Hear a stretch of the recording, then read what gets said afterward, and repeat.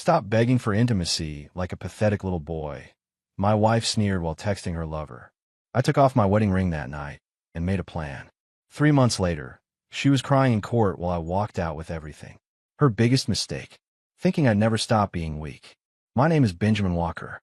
I'm 43 years old, a senior project manager at Riverside Construction, and, until 3 months ago, I thought I had a decent marriage. The night everything shattered wasn't dramatic. No screaming match, no flying dishes, just cold cruelty delivered in our kitchen while I loaded the dishwasher. Our daughter Emma was upstairs, probably watching cartoons, blissfully unaware that her father was about to be gutted by her mother's words. "Stop acting like some desperate teenager begging for attention," my wife Chloe said, not even looking up from her phone. "Be a man for once, Benjamin. This constant need for intimacy is pathetic." I remember the dish I was holding, a blue ceramic plate from our wedding. I set it down carefully in the rack. The word pathetic hung in the air like smoke. "I wasn't begging," I said quietly. "I asked if you wanted to spend time together tonight." Chloe finally looked up, her eyes cold. "You're always asking, always hovering, always needing something from me. It's exhausting, Benjamin." I'd heard variations of this before. The eye rolls when I suggested date nights. The heavy sighs when I reached for her hand. But this was different. This wasn't frustration. This was contempt, pure and undiluted. "I miss us," I said, knowing the words were a mistake even as they left my mouth. She laughed, sharp and bitter. "Jesus, Benjamin, you sound like one of those pathetic guys on Reddit." It's embarrassing. Something inside me went still. Not angry, not hurt, just still, like a machine powering down. I looked at this 32-year-old stranger and realized I didn't recognize her anymore. I didn't argue, didn't defend myself. I just nodded once, dried my hands, and walked out of the kitchen. Behind me, Chloe muttered something else, but I didn't hear it. My ears were ringing with a clarity I hadn't felt in years. I went into the guest bedroom and sat on the edge of the twin bed. I looked at my hands. These hands had built our deck, fixed her car, held her through her father's funeral. They weren't weak hands. I took off my wedding ring. Not dramatically, just instinct. I rolled it between my fingers, feeling the weight of gold I'd worn for over a decade. That's when I understood. I wasn't in a marriage. I was in a hostage situation, and the ransom was my dignity. That night, I made a decision. Not to leave, not yet, but to stop. Stop asking. Stop hoping. Stop being the man she clearly despised. If Chloe wanted me to stop begging for intimacy, I'd stop. Completely. At 5:30 the next morning, my alarm went off for the first time in years. I laced up running shoes I'd forgotten I owned and stepped outside into the cold dawn. The air burned my lungs, sharp and honest. When I got home, Chloe was still asleep. I showered, made breakfast, one plate, one cup of coffee. She eventually came down, surprised to see me up. "You're up early," she said cautiously. "Yeah," I replied, not looking up. She waited for me to elaborate, to fill the silence like I always did. I didn't. I just ate, rinsed my bowl, and went upstairs to get Emma ready for school. That was day one, the day I stopped begging, the day Benjamin Walker finally woke up. The running became a routine. Every morning at 5:30, before the sun crept over the Virginia skyline, before Chloe woke up, before Emma needed breakfast. Just me and the pavement, and the quiet realization that I've forgotten what it felt like to do something purely for myself. By the end of week one, I could run 2 miles without stopping. My knees still ached, my lungs still burned, but there was something addictive about the pain. It was honest pain, not the slow suffocation of a marriage built on contempt. Chloe noticed the changes, but she didn't comment. Not at first. I'd stopped doing the little things I'd always done, the things that marked me as the devoted husband. No more coffee waiting for her when she came downstairs. No more asking about her day. No more back rubs while she scrolled through her phone, ignoring me. I moved my things into the guest room slowly. A few books one night, my laptop charger the next. Then my clothes, one drawer at a time. Chloe walked past the open door once, paused, but said nothing. At work, I threw myself into the Riverside Commons project, a $3 million commercial development that had been dragging for months. I stayed late, not because I was avoiding home, though I was, but because I remembered what it felt like to be good at something, to be respected. My project team actually listened when I spoke. They didn't roll their eyes or call my ideas pathetic. "You're on fire lately, Ben," my boss said during a site walkthrough. "Whatever you're doing, keep it up." What I was doing was simple.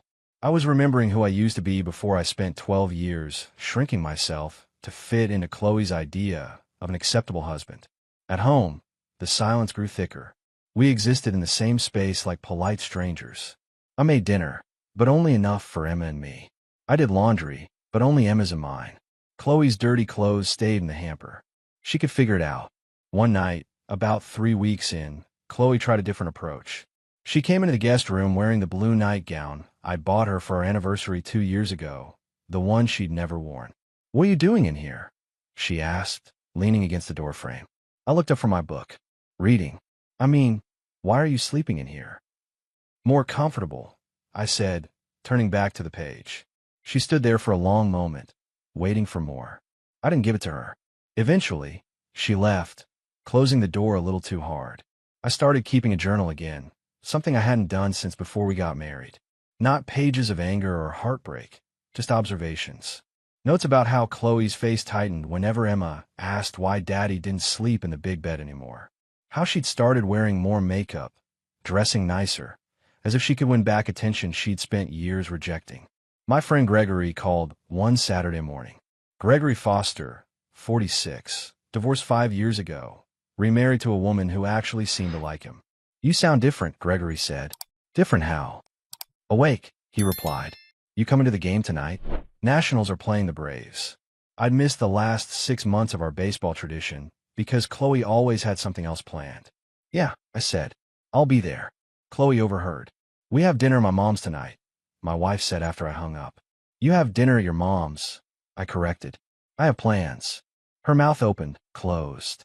She wasn't used to this version of me, the one who didn't rearrange his life to accommodate hers. "Emma and I are going," Chloe said. "Okay. Have fun." I went to the game. Gregory and I drank beer, ate overpriced hot dogs, and laughed about nothing important. On the way home, he asked the question I'd been avoiding. "You good, man?"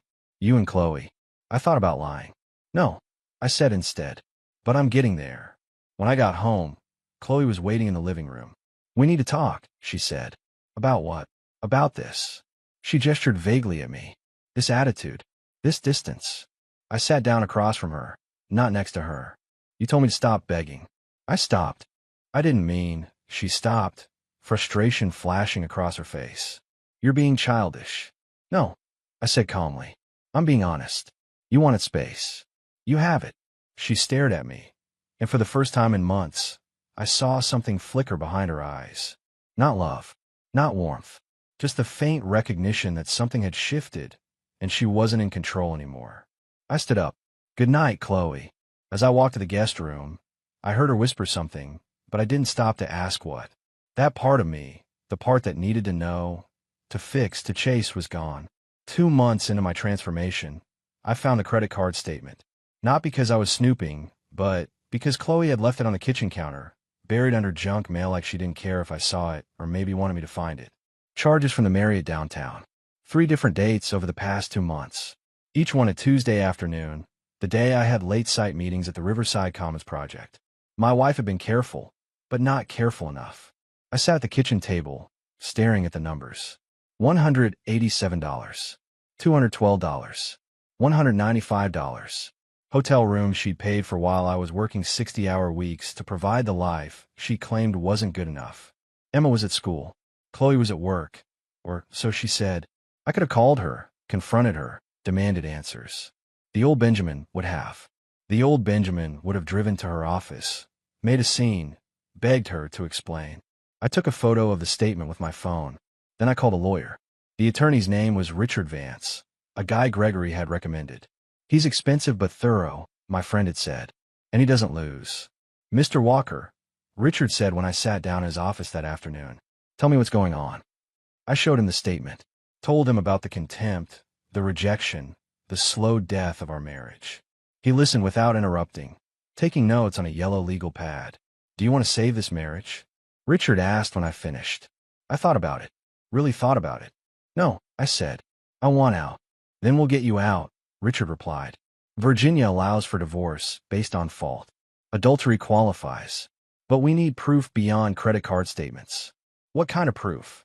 Photos, witnesses, more documentation. I can recommend a private investigator. I hired the investigator that day. His name was Michael Peterson, a former cop who looked exactly like what you'd expect. Weathered face, no-nonsense attitude. He charged $150 an hour plus expenses. Give me 2 weeks, James said. If she's meeting someone, I'll find out who. I went home that night and acted completely normal. Made dinner for Emma, helped her with her math homework, watched her favorite show with her. When Chloe came home at 7, I barely looked up. How was your day? My wife asked, testing the waters. Good. Finished the foundation inspection at Riverside, I said. You? Fine. Busy. She paused. You seem different lately. I looked at her. This woman I'd loved for over a decade. This stranger who'd been sleeping with someone else while I paid her bills. Just focused on work, I said. She wanted more. I could see it in her face, but I gave her nothing. That night, she tried again with a nightgown, the sultry smile, the performance of intimacy. I was reading in the guest room when she appeared. Ben, Chloe said softly. Can we talk? About what? She sat on the edge of the bed, close enough that I could smell her perfume. The expensive kind I bought her for Christmas. About us. I feel like we're drifting apart. The irony almost made me laugh. We're fine, Chloe. We're not fine. You're sleeping in here. You barely talk to me. You're gone all the time. I'm working, I said. Building a career. Providing for our family. Isn't that what you wanted? A man who acts like a man. She flinched at her own words thrown back at her. I didn't mean it like that. Yes, you did. I closed my book. Is there something specific you need, Chloe? Because I have an early meeting tomorrow. She stared at me, tears forming in her eyes. Real or performed, I couldn't tell anymore. I need my husband back. Your husband stopped begging, I said quietly. You made that very clear. She left the room without another word. I picked up my phone and texted James the investigator. She's getting nervous. Tuesday afternoons. Marriott downtown. His response came 30 seconds later. I'll be there. James called me on a Wednesday morning, 6 days into surveillance. I was at the Riverside site, reviewing blueprints with my foreman, when my phone buzzed. Mr. Walker, we need to meet, the investigator said. I've got what you need. We met at a diner 20 minutes from my house. James slid a manila envelope across the table, his expression grim. Your wife's having an affair, he said. Guy named Dustin Dixon. They've been meeting at the Marriott every Tuesday for at least 3 months, probably longer. Dustin Dixon. The name hit me like a freight train. Dustin Dixon, the guy who'd made my life miserable in high school. The football player who'd shove me into lockers, who'd mock me in front of girls, who'd call me weak every chance he got. You know him? James asked, reading my face. Yeah, I said, my voice hollow. I know him. I opened the envelope. Photos of Chloe walking into the hotel. Dustin meeting her in the lobby. The two of them kissing in the parking garage. Time stamps, dates, everything documented. There's more, James said. I ran a background check. Dixon's been married for 10 years. 3 kids. His wife has no idea. Of course he was married. Of course Chloe had chosen the one person who could humiliate me on multiple levels. What do you want to do with this? James asked. I looked at the photos of my wife's face, happy in a way I hadn't seen in years. She was smiling at Dustin Dixon, the high school bully, while I was home raising our daughter and paying for her affair. I want copies of everything, I said, and I want you to find Dustin's wife. James nodded. Already have her information. Name's Laura Dixon. Works as a nurse at Henrico General. I made a decision right there, sitting in that diner booth. Send her copies too. She deserves to know. You sure? James asked. That's going to blow everything up. It's already blown up, I replied. I'm just making sure everyone knows it. That night, I went home and acted normal. Helped Emma with her science project. Made dinner. Watched Chloe move through the house like everything was fine. Like she hadn't spent the afternoon in a hotel room with a man who'd tormented me 25 years ago. How was your day? Chloe asked during dinner. Productive, I said. Very productive. The next morning, Richard the lawyer filed the divorce papers. Adultery. Irreconcilable differences. Full custody of Emma, based on Chloe's infidelity and unstable behavior. I had the papers served to Chloe at her office. Professional, public, humiliating. Exactly the way she'd humiliated me. My phone rang at 2:47 p.m. Chloe's name on the screen. I let it go to voicemail. She called again and again, 17 times in an hour. Finally, I answered. How could you? My wife screamed. You had me served at work. Everyone saw. How could I? I repeated calmly. How could you sleep with Dustin Dixon for 3 months while I raised our daughter? Silence. Complete, absolute silence. Yeah, I said. I know. I know everything, Chloe. The hotel. The affair. All of it. And so does your boss now, since you were so loud in the office. Ben, please let me explain. No, I interrupted. You don't get to explain. You lost that right when you call me pathetic for wanting my own wife. I hung up. She called back immediately. I blocked her number. Then I called Laura Dixon. Laura Dixon and I met at a quiet restaurant on the outskirts of Richmond, far from anywhere our spouses might see us. She was 41, a nurse with tired eyes, and the kind of face that had seen too much disappointment. When she sat down across from me, I saw my own exhaustion reflected back. Thank you for meeting me, Laura said, her voice steady despite the tremor in her hands. When I got those photos, I didn't know whether to believe them. They're real, I said. I'm sorry you had to see them like that. She pulled out her own envelope, similar to mine. I hired someone too, after you send the first batch. Want to be sure. She spread photos across the table. Different angles, different dates, same betrayal. Turns out Dustin's been doing this for years. Different women. I was just too stupid to see it. You're not stupid, I said. You trusted your husband. That's not stupidity. Laura laughed bitterly. My attorney says I'll get everything. The house, most of the assets, primary custody of the kids. Dustin's looking at supervised visitation at best. Good, I said, meaning it. We talked for 2 hours. Compared timelines, shared attorney information, built a strategy. By the end, we'd formed an alliance. 2 people destroyed by the same betrayal, working together to make sure our spouses face consequences. Chloe's parents still don't know, I mentioned. I'm having dinner with them next week. Laura's eyes sharpened. You should tell them. My in-laws were horrified when they found out what Dustin did. Cut him off completely. That gave me an idea. The dinner with Chloe's parents happened on a Saturday night. Just me and Emma, the way I'd requested. Her mother, Patricia, answered the door with concern already etched on her face. Benjamin, where's Chloe? Patricia asked. That's what I need to talk to you about, I said. Her father, Donald, sat in his recliner, sensing the gravity. I didn't sugarcoat it. I told him everything. The contempt, the rejection, the affair with Dustin Dixon. I showed them the evidence, the hotel receipts, the photos. Patricia cried. Donald's jaw clenched so tight, I could see the muscles working. I can't believe she'd do this, Patricia whispered. Not our Chloe. I'm sorry, I said. But you need to know who your daughter has become. Donald stood up, walked to the window. What do you need from us, son? Just the truth when she tries to spin this, I said. Because she will. She'll make me the villain. I just need you to remember what you saw here tonight. They agreed. More than that, they were furious. Patricia called Chloe that night, and I heard later it was a conversation that ended with Chloe sobbing and her mother saying things like, ashamed and disappointed. At work, I got the promotion I'd been chasing for 2 years.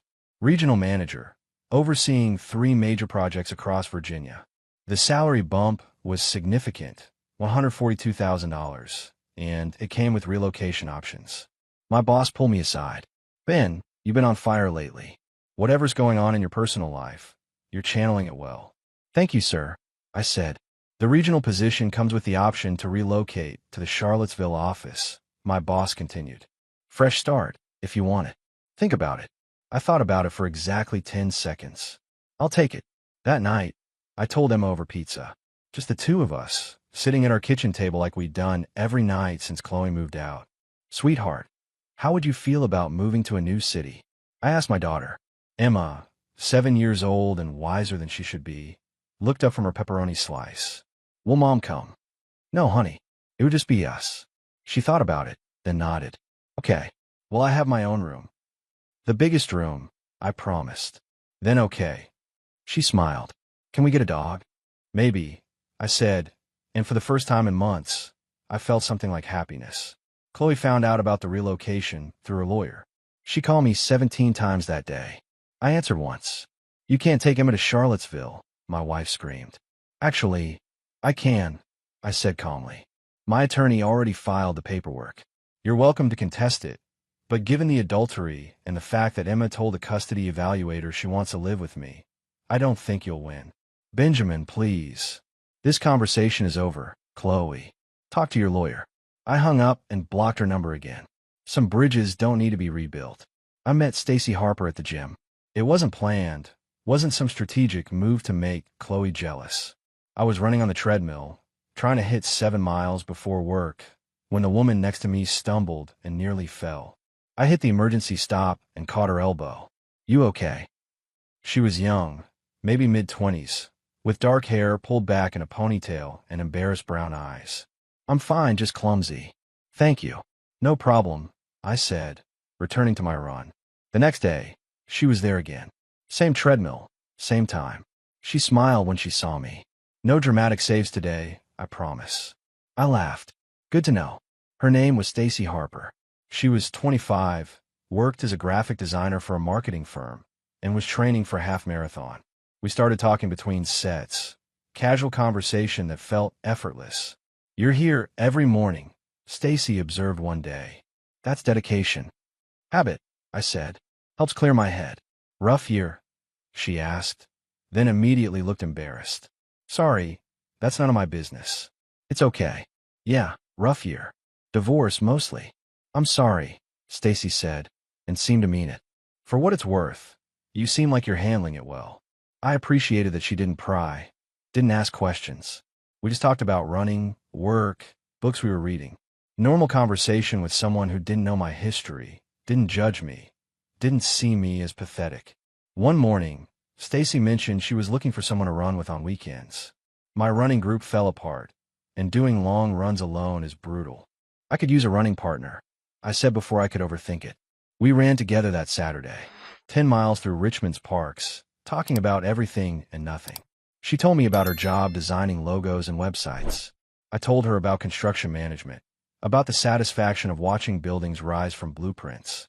You light up when you talk about your work, Stacy said. That's rare. I forgot I used to love it, I admitted. Got lost somewhere along the way. After the run, we grabbed coffee. Nothing romantic, just two people enjoying each other's company. But I noticed how easy it was to smile around her, how she laughed at my jokes, how she looked at me like I was interesting rather than insufficient. Gregory called that afternoon. Who's the girl? My friend asked. What girl? The one you went running with. I saw you guys at the park. You looked happy. Her name's Stacy, I said. We're just friends. Sure, Gregory said, but I could hear the smile in his voice. Just friends who make you smile like that. Good for you, man. Chloe found out through mutual friends. She showed up at my apartment, the new place I'd rented near Emma's school, banging on the door at 9 p.m. Who is she? Chloe demanded when I opened it. Who? I asked calmly. The girl you're seeing. Everyone's talking about it. Her name is Stacy. We run together. Not that it's your business anymore. Chloe's face contorted. You're dating someone? Already. I'm not dating anyone, I said. But even if I were, you lost the right to care when you spent 3 months sleeping with Dustin Dixon. That's different. No, Chloe. It's not. Now leave before I call the police for harassment. She left, and I stood in my doorway, feeling something I hadn't felt in years. Not victory, exactly. Just the quiet satisfaction of knowing I didn't need her approval anymore. The text came from Chloe's sister, Amy, on a Tuesday morning. Can we meet? It's important. Amy and I had always gotten along. She was 28, sensible, nothing like Chloe. We met at a coffee shop near VCU, and she looked exhausted. I need to apologize for my sister, Amy said before I could even sit down.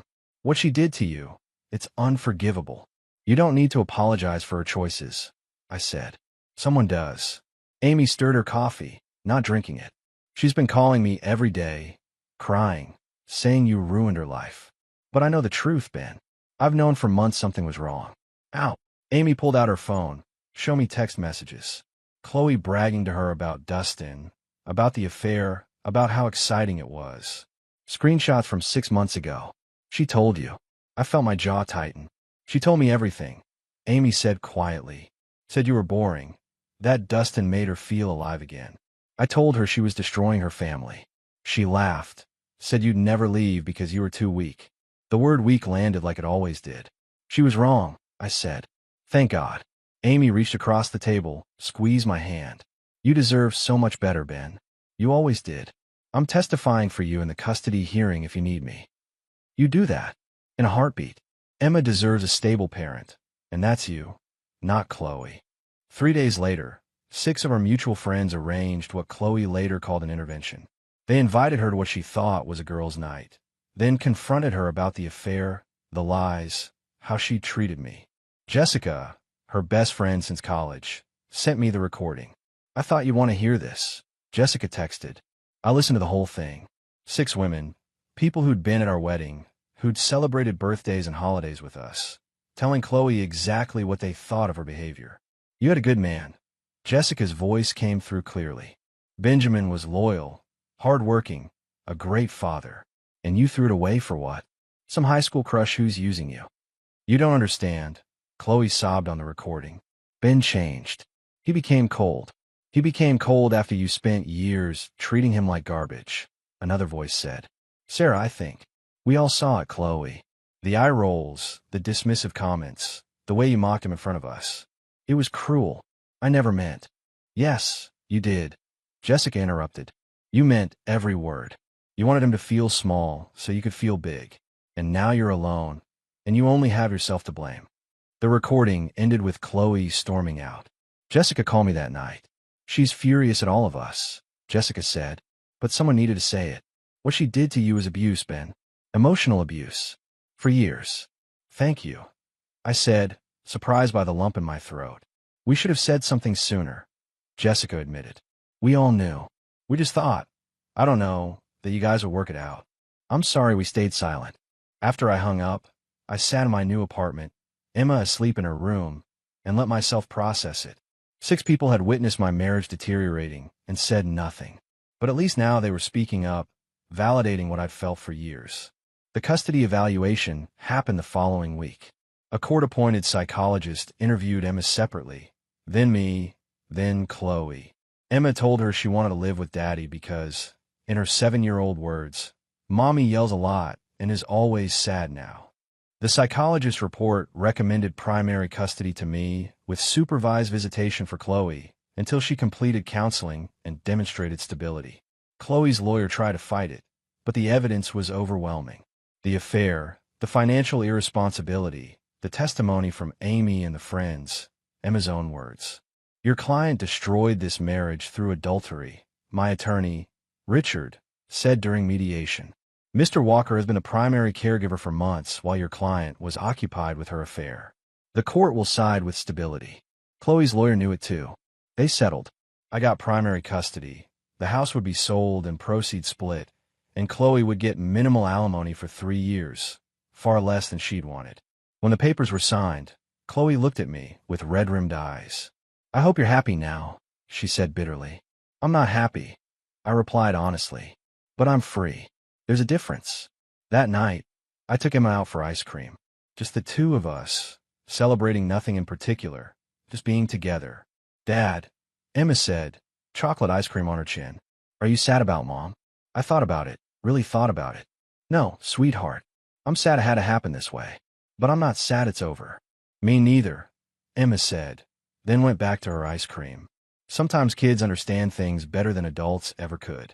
The prenuptial agreement surfaced 3 weeks before our court date. I'd completely forgotten about it, but my attorney Richard found it buried in old files from before our wedding. Ben, did you sign this under duress? Richard asked, showing me the document. I read it, memories flooding back. Chloe had presented it the night before our rehearsal dinner, already 3 drinks in, insisting I sign it or she'd call off the wedding. Her father had written it, protecting family money I didn't even know existed. Yeah, I said. She gave me an ultimatum. Sign or no wedding. This is invalid, Richard said with a grin. Coercion, signed within 24 hours of the wedding. No independent counsel for you. A first-year law student could get this thrown out. What does that mean? It means Chloe doesn't get the protection she thought she had. The inheritance from her grandmother, the trust fund, all of its marital property now. The look on Chloe's face when her lawyer told her was something I wished I'd seen. Instead, I got the furious phone call. You're really going to take my grandmother's money? Chloe screamed. Money that was supposed to be for Emma's college. I'm taking half of the marital assets, which that money became when you forced me to sign an invalid prenup, I said calmly. And unlike you, I'll actually put my half toward Emma's education. You're being vindictive. No, Chloe. I'm just done being the one who loses everything while you face no consequences. The money wasn't even the biggest revelation. While going through financial records for the divorce, Richard discovered something else. The education fund I'd been contributing to for Emma, $15,000 I'd saved over 7 years, had been drained. Where did this money go? Richard asked, showing me the statements. I traced the withdrawals. All to Chloe's personal account, then cash withdrawals. She stole from our daughter's college fund, I said, feeling rage build for the first time in months. Richard made it a centerpiece of our case. Your Honor, Mrs. Walker didn't just betray her husband. She stole from her own child's future to fund her affair. The judge's expression said everything. Chloe tried to claim she'd planned to pay it back, that it was an emergency, but the dates aligned perfectly with the hotel charges. She'd taken Emma's future to pay for afternoons with Dustin Dixon. Mrs. Walker will repay the education fund in full within 6 months, the judge ordered, with interest. And if she fails, she'll be held in contempt. Chloe could barely afford rent. The idea of her coming up with $15,000 plus interest was laughable. Outside the courthouse, Chloe tried one last manipulation. She caught me by the arm, tears streaming. Please, Ben, don't take everything from me. I made mistakes, but I'm still Emma's mother.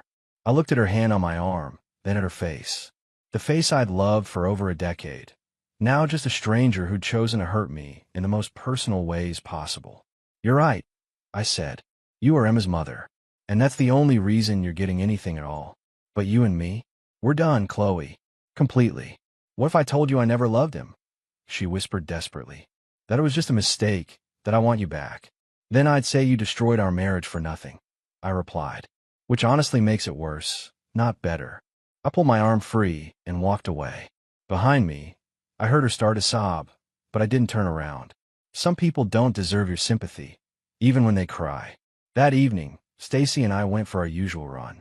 She'd become a constant in my life over the past months, someone I could talk to without judgment, someone who made me laugh when I forgot I still could. How'd court go?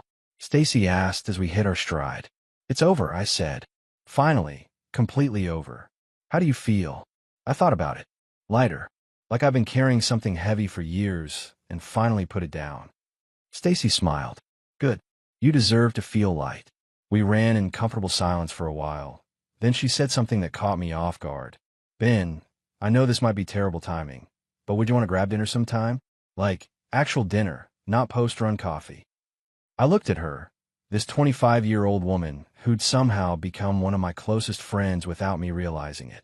Are you asking me on a date? I asked.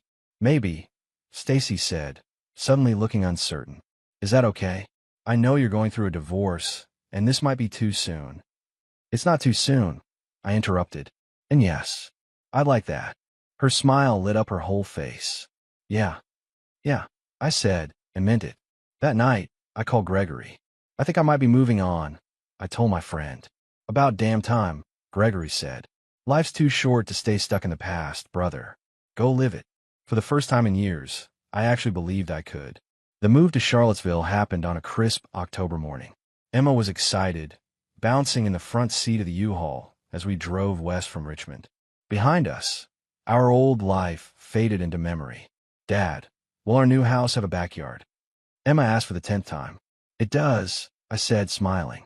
Big enough for that dog we talked about. Really? Her eyes went wide. Really? We'll go to the shelter next weekend. The consulting business I'd started on the side had taken off faster than I'd expected.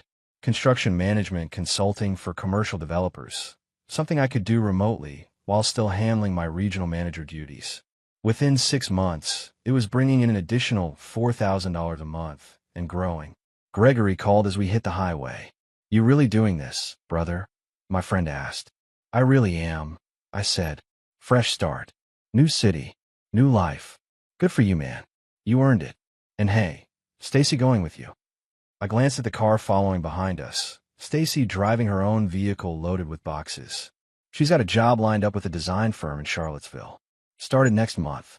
Look at you, Gregory said, and I could hear the pride in his voice. from broken to thriving in less than a year. Not broken anymore, I corrected. Just rebuilt. The custody arrangement was finalized. Emma would spend every other weekend with Chloe, who'd moved into a small apartment in Richmond and taken a job at a marketing firm that paid half what she used to make. The affair had cost her everything: her marriage, her friends, her family's respect, her financial security. Dustin Dixon's divorce had been even messier. Laura took him for everything: the house, the cars, full custody of their 3 kids. Last I heard, he was living in a studio apartment and working at a car dealership. The high school bully reduced to cold calling strangers about financing options. There was a certain poetry to it. Our new house in Charlottesville was perfect. 3 bedrooms, a yard big enough for Emma to play in, and a home office where I could run my growing consulting business. The neighborhood was quiet, full of families, the kind of place where people actually talk to their neighbors. Stacy helped us unpack, her presence so natural that Emma kept asking when she was moving in too. "Not yet, kiddo," Stacy said, laughing. "Your dad and I are taking things slow." "That's what adults say when they like each other," Emma said with 7-year-old wisdom. Stacy looked at me, grinning. She's not wrong. That night, after Emma was asleep in her new room, Stacy and I sat on the back porch with beers, looking at the stars. "Thank you," I said, "for being patient with all of this. The divorce, the move, everything. You're worth being patient for," Stacy replied simply. "Besides, I've never seen someone handle a nightmare with so much grace. You could have been bitter, angry, vindictive." "I was vindictive," I admitted. "A little." "Strategic vindictive," Stacy corrected. "There's a difference. You made sure Chloe faced consequences, but you didn't become cruel. That takes strength." I thought about that. About the man I'd been a year ago, begging for affection from someone who'd already checked out. About the man I was now, sitting on my own porch, building a life on my terms. "I forgot who I was," I said. Somewhere along the way, I let her convince me I was less than I am. Getting that back, remembering I'm not pathetic or weak or any of the things she said, that's been the real victory. Stacy leaned her head on my shoulder. "You're the strongest person I know, Ben. Don't ever forget that again." The next weekend, we went to the animal shelter. Emma fell in love with a golden retriever mix named Cooper, 3 years old with a tail that never stopped wagging. "Can we, Dad? Please?" Emma begged. "Yes, sweetheart. We can." Watching Emma play with Cooper in our backyard that afternoon, I felt something I hadn't felt in years. Complete, unqualified happiness. Not despite what I'd been through, but because of it. The fire had burned away everything weak, leaving only what was strong enough to survive. My phone buzzed. A text from Chloe. "Can we talk?" I deleted it without responding. Some conversations aren't worth having. 8 months after the move, life had settled into a rhythm I'd never imagined possible. Emma thrived in her new school, making friends easily, her grades excellent. The dog, Cooper, was her constant companion. Every morning, the 3 of us would walk through the neighborhood before school, Emma chattering about her day, while Cooper chased squirrels. My consulting business had grown beyond my expectations. I'd hired 2 employees, both former colleagues from Riverside Construction, and we were pulling in $15,000 a month in revenue. The regional manager position at the new development firm kept me challenged, but the consulting work was mine, built from nothing, proof that I could create success on my own terms. Stacy had become a fixture in our lives. She and Emma baked cookies on Saturday mornings while I worked in my office. She came to Emma's school plays, her soccer games, treated my daughter with genuine affection that wasn't performed or obligatory.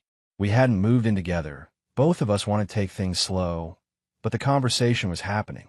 Emma asked me today if I was going to be her stepmom. Stacy mentioned one evening after Emma was in bed. "What did you say?" I asked. "I said that's up to her dad and me, but that I'd be honored if that's what happened someday." I pulled her close. "Someday soon, maybe." Stacy smiled. "Yeah, maybe." Chloe's life had gone in the opposite direction. The few times she picked up Emma for her weekends, she looked diminished. Thinner, older, the confidence she'd once wielded like a weapon, now completely gone. She tried to restart things with Dustin after both divorces finalized, but apparently he'd moved on to someone else. The pattern repeated itself. Emma came back from one weekend visit quieter than usual. "You okay, sweetheart?" I asked. Mom cried a lot this weekend, Emma said. She kept saying she missed you. That must have been hard to see, I said carefully. She asked me if you were happy now, Emma continued. I said, yeah, you smile all the time. She cried more. I knelt down to Emma's level. Your mom made choices that hurt our family. But she's still your mom, and it's okay to love her even when she makes mistakes. I know, Emma said, but I like living with you better. You're here, present. That's what I'd learned to be. Present for my daughter, for my work, for myself. Not constantly chasing approval from someone who'd never planned to give it. On a Saturday in June, nearly a year after everything fell apart, I took Emma and Stacy hiking in Shenandoah National Park. We reached a viewpoint overlooking the valley, the three of us sitting on a boulder and sharing sandwiches. Dad, are you glad Mom left? Emma asked suddenly. Stacy tensed beside me, but I took the question seriously. I'm sad about how it happened, I said honestly. But Emma, sometimes the hardest things lead us to the best places. If your mom and I hadn't split up, we wouldn't be here right now. You wouldn't have Cooper. We wouldn't live in this beautiful place. And Stacy wouldn't be in our lives. So it's good she left. Emma pressed. It's good that we found our way to something better, I said. Does that make sense? Emma thought about it, then nodded. Yeah, I like better. Me too, kiddo. Me too. That evening, I got a final text from Chloe. A long one, full of apologies and regrets, asking if we could try again, saying she'd changed, that she understood now what she'd lost. I read it once, then showed it to Stacy. What are you going to say? She asked. I thought about the man I'd been, desperate for Chloe's approval, willing to shrink himself to fit her idea of acceptable. Then I thought about the man I'd become, standing on a mountain with his daughter and a woman who actually chose him every day. I typed back, I'm glad you're doing better, Chloe. But that chapter is closed. I moved on to something real. I hope you find that too someday. Then I blocked her number. Not out of anger, but out of clarity. Some doors need to stay closed so new ones can open. Stacy kissed my cheek. You're really free now, aren't you? Yeah, I said, pulling her close while Emma played with Cooper in the grass. I really am. The next morning, I woke up early and went for my run. 6 miles through Charlottesville, past the university, through neighborhoods where families were just waking up. When I got home, Emma was already up, making pancakes with Stacy, both of them laughing at some joke I'd missed. This was my life now. Not perfect, but mine. Built on honesty instead of obligation. On presence instead of performance. On strength instead of begging. Chloe had told me to be a man and stop begging for intimacy. So I did. I stopped begging and started becoming the man I was always meant to be. The one who knew his worth, who built his own happiness, who chose people who chose him back. And in the end, that was the best revenge of all. Not her suffering, but my thriving. Not her regret, but my freedom. I walked into my kitchen, kissed Stacy good morning, hugged my daughter, and sat down to breakfast with my family. The family I'd chosen, the life I'd built, the future I'd earned. 12 years ago, I'd married a woman who taught me what I didn't want. Now I was living a life that showed me what I did.